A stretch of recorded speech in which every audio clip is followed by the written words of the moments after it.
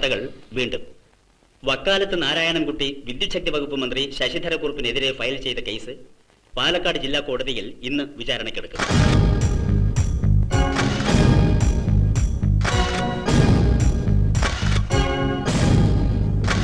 വക്കാലത്ത് നാരായണൻകുട്ടി പ്രതിക്കെതിരായ തെളിവുകളുമായി കോടതിയിൽ ഹാജരാകുമെന്ന് ഞങ്ങളുടെ പാലക്കാട് ബ്യൂറോ റിപ്പോർട്ട് ചെയ്തു.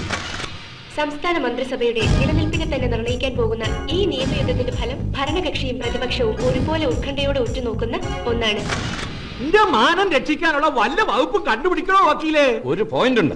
കോടതി അന്യായത്തിനെ സംബന്ധിച്ച് നിയമപരമായി വിവരങ്ങൾ ശേഖരിച്ചത് 1 വർഷത്തിന് ശേഷമായതുകൊണ്ട് വകുപ്പ് 9 പ്രകാരം അത് നിൽക്കില്ല.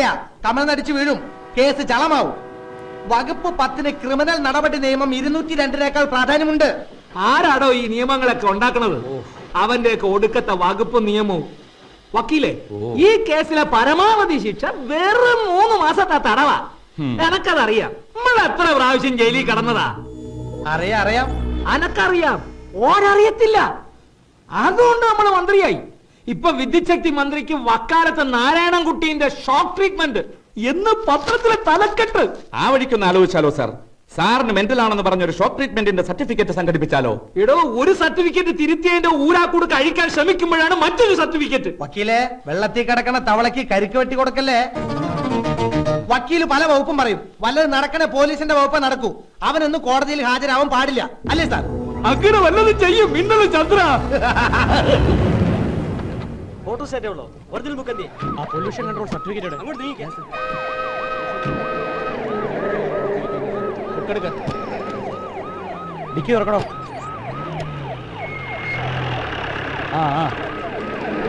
സാർ, അവൻ ഇന്ന് കോടതിയിൽ കൃത്യസമയത്ത് എത്തരുത്. ഓക്കെ?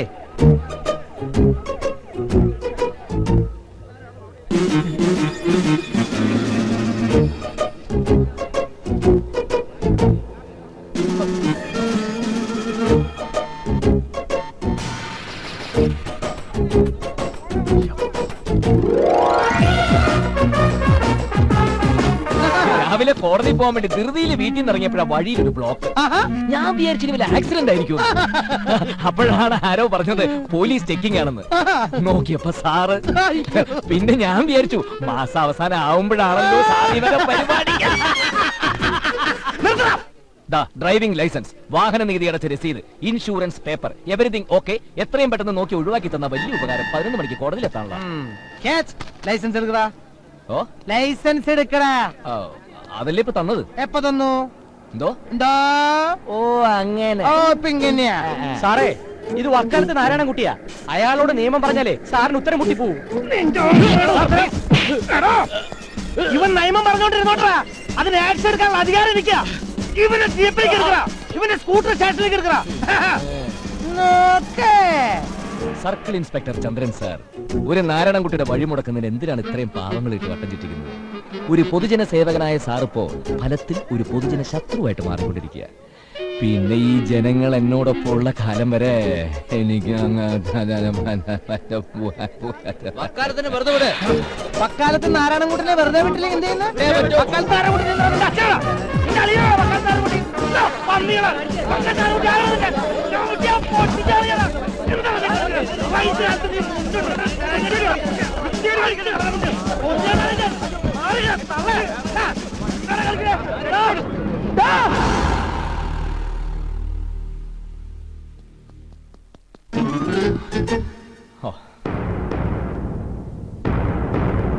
വക്കാലത്ത് നാരായണൻകുട്ടി എന്നാണ് പേര് അല്ലേ? അല്ല, നാരായണൻകുട്ടി എന്നാണ് പേര്. വിദ്യുച്ഛക്തി വകുപ്പ് മന്ത്രി ശശിധരക്കുറുപ്പ് മകൾ കാർത്തികയെ പ്രായപൂർത്തിയാകുന്നതിന് മുമ്പ് വിവാഹം കഴിച്ചു കൊടുത്തു എന്നാണല്ലോ നിങ്ങളുടെ ആരോപണം. അത് മാത്രമല്ല, ഞാൻ മന്ത്രിക്കെതിരെ കേസ് ഫയൽ ചെയ്തപ്പോൾ പ്രായപൂർത്തിയാകാത്ത മകളുടെ സ്കൂൾ സർട്ടിഫിക്കറ്റിലെ ജനനത്തീയതി തിരുത്തി ബഹുമാനപ്പെട്ട കോടതി മുമ്പാകെ ഹാജരാക്കി കള്ളത്തെളിവ് നൽകിയ വകയിൽ ഇന്ത്യൻ ശിക്ഷാ നിയമം വകുപ്പ് 191 പ്രകാരമുള്ള കുറ്റവും ചെയ്തിരിക്കുന്നു. ശൈശവ വിവാഹ നിരോധന നിയമം ലംഘിച്ചു എന്ന് വ്യക്തമായിട്ട് അറിയാവുന്ന ആളാണ് മന്ത്രി. പരമാവധി ശിക്ഷ 3 മാസം വെറും തടവും പിഴയും. പക്ഷേ കോടതി ശിക്ഷിക്കുമെന്ന് ഉറപ്പുള്ളത് കൊണ്ട് ശിക്ഷയിൽ നിന്നും രക്ഷപ്പെടുന്നതിന് വേണ്ടി കളവായ വിവരങ്ങൾ കോടതിക്ക് നൽകി എന്നുള്ളത് മറ്റൊരു കുറ്റം. IPC സെക്ഷൻ 201 പ്രകാരം കോടതിക്ക് പരമാവധി 7 വർഷം വരെ ശിക്ഷിക്കാം. ഇനിയിപ്പോ തിരുത്തിയ സർട്ടിഫിക്കറ്റ് ശരിയാണെന്ന് തന്നെ ഇരിക്കട്ടെ. മകൾ കാർത്തികയ്ക്ക് 18 വയസ്സായെങ്കിൽ മന്ത്രി ശശിധരക്കുറുപ്പിന്റെ ഭാര്യ മല്ലിക വിവാഹത്തിന് മുമ്പ് ഗർഭിണിയായിരുന്നു എന്ന് സമ്മതിക്കേണ്ടി വരും.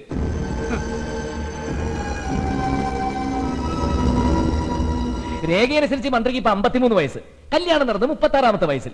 യുവർ ഓണർ, മന്ത്രി ശശിധരക്കുറുപ്പിന്റെ കല്യാണക്കുറി ഞാനിവിടെ ഹാജരാക്കുന്നു. ഇനിയിപ്പോ ഇതെല്ലാം മന്ത്രി നിരാകരിച്ച് കാർത്തിക തന്റെ മകളെ അല്ല എന്ന് വരുത്തി തീർക്കുമോ എന്നുള്ളതാണ് എന്റെ പേടി. വക്കാലത്ത് നാരായണൻകുട്ടി വിദ്യുത് ശക്തി മന്ത്രി ശശിധരക്കുറുപ്പിനെതിരെ ഫയൽ ചെയ്ത പ്രമാദമായ കേസിൽ മന്ത്രി കുറ്റക്കാരനാണെന്ന് കോടതി വിധിച്ചു. വിധിയെ തുടർന്ന് മന്ത്രി തന്റെ സ്ഥാനം രാജിവെക്കാൻ നിർബന്ധിതനായി. നിയമം ഒരായുധമാക്കി മനുഷ്യാവകാശ ലംഘനത്തിനെതിരെ വളരെ പ്രാക്ടിക്കലായി കോടതി വഴി പടപൊരുതുന്ന അദ്ദേഹത്തെ നമുക്കിന്ന് കണ്ണടയിലൂടെ പരിചയപ്പെടാം. പാലക്കാട് ജില്ലയിലെ വാണിയംകുളം ഗ്രാമം, ഇവിടെയാണ് നാരായണൻകുട്ടി ജനിച്ചു വളർന്നത്. നാരായണൻകുട്ടിയുടെ അച്ഛൻ പത്മനാഭൻ. തുടങ്ങാം. അച്ഛന് ചാന്തി വക്കീലിന്റെ ഗുമസ്തന. നാരായണൻകുട്ടിയെ വക്കീൽ പരീക്ഷയ്ക്ക് അയക്കണമെന്നുണ്ടായിരുന്നു. അത് പിന്നെ സർക്കാർ ജോലി കിട്ടിയപ്പം അയച്ചില്ലെന്നേ ഉള്ളൂ. ചുറ്റുപാടൊക്കെ അങ്ങനെ ആന്നേ. ഡിഗ്രി എടുത്തില്ലെന്നേ ഉള്ളൂ. നാട്ടുകാർക്ക് അവനൊരു വക്കീൽ തന്നെയാ. അതല്ലേ വക്കാലത്തെന്ന് വിളിക്കുന്നത്. അത് കേൾക്കുമ്പം ഒരു സന്തോഷവുമാ രസവുമാ. മതിയല്ലോ. അമ്മ കാർത്യായനി, അനുജത്തി നിവേദിത. നാട്ടുകാരുടെ എല്ലാ പ്രശ്നങ്ങൾക്കും അവൻ ഏത് കോടതിയിലും പോകും. പക്ഷെ വീട്ടിലെ ഒരു കാര്യത്തിനും അതിലെനിക്ക് പരാതിയുണ്ട്. പക്ഷെ നാട്ടുകാർ പറയുന്നത് ഏട്ടൻ ഇലക്ഷൻ എന്നാ ജയിക്കുമെന്നാ. തിരുവനന്തപുരത്തേക്കുള്ള സ്ഥലമാറ്റം താങ്കൾക്കൊരു പണിഷ്മെന്റ് ആണെന്ന് പറഞ്ഞാൽ? തിരുവനന്തപുരത്തേക്കൊരു പണിഷ്മെന്റ് ട്രാൻസ്ഫർ ഒന്നുമല്ല, സെക്രട്ടേറിയറ്റിൽ ഒരു ഡെപ്യൂട്ടേഷൻ. ചിലപ്പോ അവർക്കിതൊരു പണിഷ്മെന്റ് ട്രാൻസ്ഫർ ആയിരിക്കാം, പക്ഷെ എനിക്ക് അങ്ങനെ തോന്നിയിട്ടില്ല. ഈ രോഗി ഇച്ഛിച്ചതും പാല് വൈദ്യം കൽപ്പിച്ചതും പാല് എന്ന് പറഞ്ഞ പോലെ അനന്തപത്മനാഭന്റെ നാടല്ലേ. പാൽക്കടലിൽ കിടന്നുകൊണ്ട് അനന്തപത്മനാഭൻ നീട്ടിയൊരു വിളിയ, വക്കാലത്ത് നാരായണൻകുട്ടിയേ എന്ന്. വിളി കേൾക്കാതിരിക്കാൻ പറ്റുമോ? ചിലപ്പോ അസുരന്മാർക്കെതിരെ കേസ് കൊടുക്കാനാവും.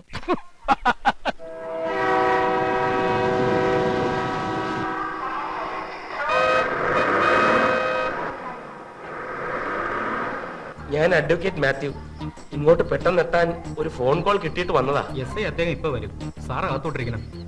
എസ് ഐയോ? വേണ്ട, ഞാനിവിടെ നിന്നോളാം. അകത്തോട്ടിരിക്കണം സാർ. എന്നെ എന്തിനാ വിളിപ്പിച്ചത്? എനിക്ക് പെട്ടെന്ന് പോണം. വരണം സാർ.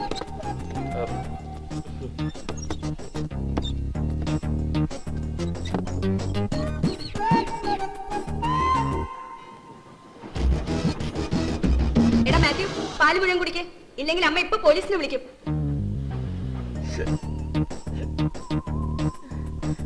വായിന്ന് വെല്ലെടുക്കടാ. നാരായണൻകുട്ടി, ഓഹോ, വണ്ടി ഇറങ്ങി കാല് കുത്തുമ്പോഴത്തേക്ക് നീ പ്രശ്നം ഉണ്ടാക്കിയല്ലേ? പ്രശ്നോ?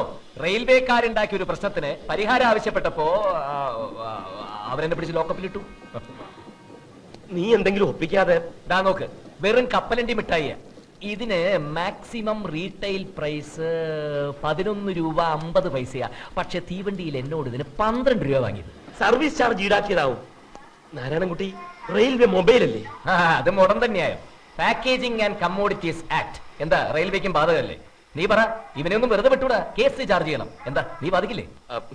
12 രൂപയാണ് നീ കൊടുത്തത്. എന്താ തെളിവ്? ഞാൻ ബില്ല് വാങ്ങി. ആദ്യം ബില്ല് തരാൻ കൂട്ടാക്കിയില്ല. വിൽപ്പന നികുതി നിയമപ്രകാരം ഏതൊരു സാധനം വിൽക്കുമ്പോഴും 10 രൂപയിൽ കൂടുതലാണ് വിലയെങ്കിൽ നിർബന്ധമായും ബില്ല് തന്നിരിക്കണം എന്നാണ് നിയമമെന്ന് ഞാൻ പറഞ്ഞപ്പോഴാണ് അവൻ ബില്ല് തന്നത്. എന്റെ അടുത്ത് അവന്റെ കളി. കൊടുക്കും, കേസ് കൊടുക്കും, ഉറപ്പാ. 50 പൈസക്ക് വേണ്ടി കേസ് കൊടുക്കണോ? മക്കളെ, 50 പൈസയുടെ വില നിനക്കറിയില്ല, പക്ഷെ എനിക്കറിയാം. വെളിച്ചെണ്ണ ലിറ്ററിന് 28 രൂപ ഉണ്ടായിരുന്നപ്പോ 100 മില്ലിക്ക് 3 രൂപ വാങ്ങിയ കടക്കാരനോട് ബാക്കി 20 പൈസക്ക് വേണ്ടി എന്റെ അമ്മ തർക്കിക്കുന്ന ഞാൻ കണ്ടിട്ടുണ്ട്. അന്ന് 20 പൈസ കൊടുത്തൊരു തീപ്പെട്ടി കിട്ടും. ഒരു നിയമം ഉണ്ടെങ്കിൽ അത് പാലിക്കണം. ഈ നാട്ടിൽ ഉപഭോക്തൃ സംരക്ഷണ കോടതി എന്നൊന്നുണ്ടെന്ന് യുവമാരകൻ അറിയട്ടെ. കടലമുട്ടായി വിൽക്കുന്ന പയ്യനോടാ നിന്റെ ഈ വാശി. റെയിൽവേ ജനറൽ സൂപ്പർവൈസറുടെയും കാറ്ററിംഗ് സൂപ്പർവൈസറുടെയും അറിവോടും സമ്മതത്തോടും കൂടിയാണ് വിൽപ്പന. അമിത വില ഈടാക്കുന്നതിനെതിരെ റെയിൽവേക്കെതിരെ കൺസ്യൂമർ കോർട്ടിൽ ഞാൻ കേസ് ഫയൽ ചെയ്യും, ഉറപ്പാ. പിന്നെ ഏത് വകുപ്പിലാണ് ഇവന്മാർ എന്നെ പിടിച്ച് ഇതിനകത്തിട്ടെന്നുള്ളത് എനിക്കും അറിയാം. വകുപ്പ് നമ്മള് ക്രിമിനൽ നടപടി നിയമത്തിൽ 57-ാം വകുപ്പ് പ്രകാരം കുറ്റം ചെയ്ത ആളെ 24 മണിക്കൂർ വരെ കസ്റ്റഡിയിൽ വെക്കാം. വക്കാലത്ത് നാരായണൻകുട്ടിക്ക് അത് അറിയില്ല എന്നുണ്ടോ? ഇരിക്കൂ. മാത്യു ഇരിക്ക്. നീ ആ ജാമ്യത്തിലുള്ള അപേക്ഷ കൊടുക്ക. മാത്യു നേരുപറമ്പിൽ, എന്റെ അഡ്വക്കേറ്റ്. ആ ചാർജ് ഷീറ്റ്. വക്കാലത്ത് നാരായണൻകുട്ടിക്ക് ജാമ്യത്തിന്റെ ആവശ്യമില്ല. കസ്റ്റഡിയിൽ എടുക്കുന്ന സമയത്ത് ഞാൻ ഉണ്ടായിരുന്നെങ്കിൽ ഇങ്ങനൊരു സീനും ഉണ്ടാകുമായിരുന്നില്ല. സോറി. മനസ്സിലായില്ല. നിങ്ങൾക്ക് എന്നെ അറിയില്ലെങ്കിലും എനിക്കറിയാം. ഓർമ്മയുണ്ടോ പണ്ട് ഒറ്റപ്പാലം റെയിൽവേ ക്വാർട്ടേഴ്സിൽ താമസിച്ച ഒരു ദാക്ഷായണിയമ്മയെ? ദാക്ഷായണിയമ്മ ടീച്ചർ ഒറ്റപ്പാലം മുനിസിപ്പാലിറ്റിയിലെ ഓടയില് പൊട്ടിയ സ്ലാബിൽ കുടുങ്ങി കാലൊക്കെ നഷ്ടപ്പെട്ട. അതെ, അവര് തന്നെ എന്റെ അമ്മയാ. നാരായണൻകുട്ടി കേസ് കൊടുത്തുകൊണ്ട് മാത്രമാ നഷ്ടപരിഹാരം കിട്ടിയത്. അത് മറക്കാൻ മാത്രം ഞാനൊരു പോലീസുകാരനായിട്ടില്ല. നാരായണൻകുട്ടിയുടെ സ്കൂട്ടർ ബ്രേക്ക് മാലിൽ നിന്ന് ഇറക്കി പ്ലാറ്റ്ഫോമിൽ വെച്ചിട്ടുണ്ട്. ഇതാക്കി. Thank you sir.